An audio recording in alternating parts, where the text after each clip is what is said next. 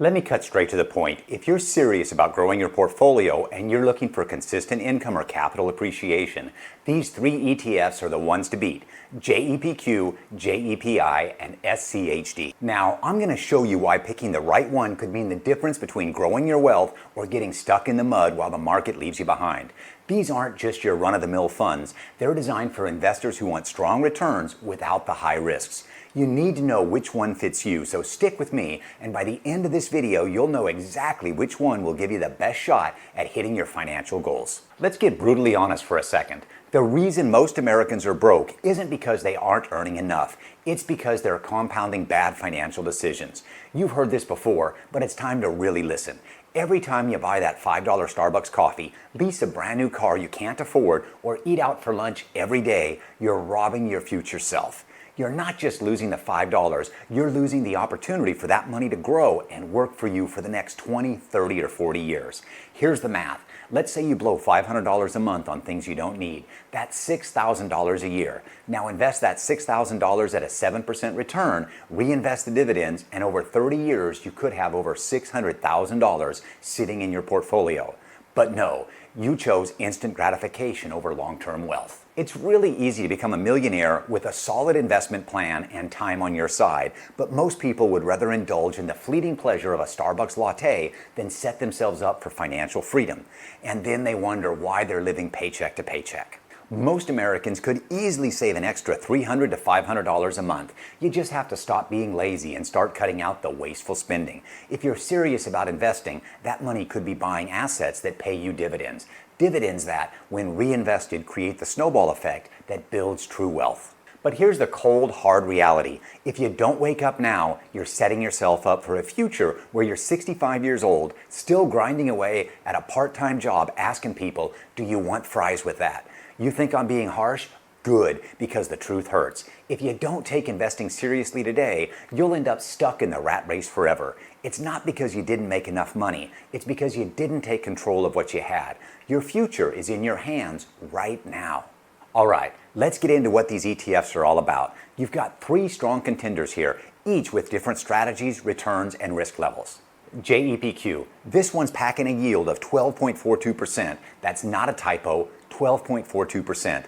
It's no secret why people love it, but don't get lured in just yet. There's more to the story. JEPI, a little more conservative than JEPQ, 8% yield, and it's built to deliver solid income while keeping things stable. SCHD, this ETF is the workhorse. 3.63% yield, but what you're really getting here is reliability, low fees, and steady growth. It's the turtle to JEPQ's rabbit.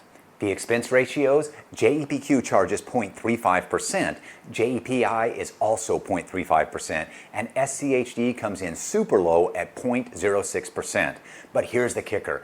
Expense ratios aren't the full story. What matters is what you keep. More on that in just a bit. Let's talk about JEPQ's yield because 12.42% catches everyone's attention, right? The secret sauce here is the covered call strategy. In simple terms, they're selling options on the tech stocks they hold. This means they're taking in premiums which they pass on to you as dividend income. Now, that sounds amazing for generating cash flow, but there's a downside. You're capping your upside potential. In a market where tech stocks are exploding, you could miss out on the full gains because you've sold off some of your rights to profit. So if you're in it for the yield and don't mind giving up the big win on those growth stocks, JEPQ is your guy. But if you're all about the upside and want to see those tech stocks fly, you might not love it when JEPQ hits a ceiling while the rest of the sector takes off. Now, here's where most people make a huge mistake. They get obsessed with the expense ratios. Yes, fees matters, but they're not the whole story. What you should be focusing on is net return, what you're making after the fees. Think about this. JEPQ charges 0.35%, while SCHD charges just 0.06%. Seems like a no-brainer to go with SCHD, right? Not so fast. Look at the yield, 12.42% versus 3.63%. That difference more than makes up for the higher fee if you're chasing income. And don't fall into the trap of being penny wise and dollar foolish. The real question is, how much is your portfolio growing or paying you after all the dust settles? Focus on that, not just those fees. Now let's talk about results because that's what really counts. Over the last 3 years, JEPQ is up 39.66%, JEPI 28.18%, SCHD 23.08%, and the S&P 500 up 30.97%. JEPQ is the only one here that has outperformed the S&P 500 in the past 3 years. If you're looking for the ETF that's given the highest returns, there's your answer.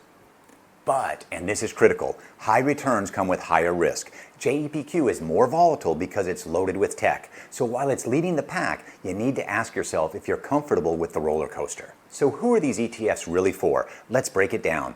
JEPQ, you're aggressive, you're not afraid of risk, and you want that high yield. You can handle volatility because you're chasing growth and income. Perfect for those with a longer time horizon or who have other stable investments balancing the risk.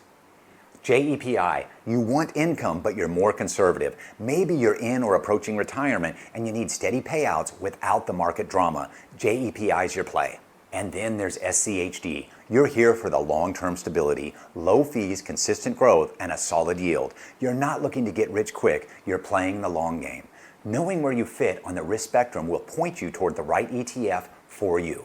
And one of the biggest mistakes investors make, chasing yield blindly. It's easy to get hypnotized by numbers like 12.42%, but if you don't understand the risk behind that yield, you're setting up yourself for failure.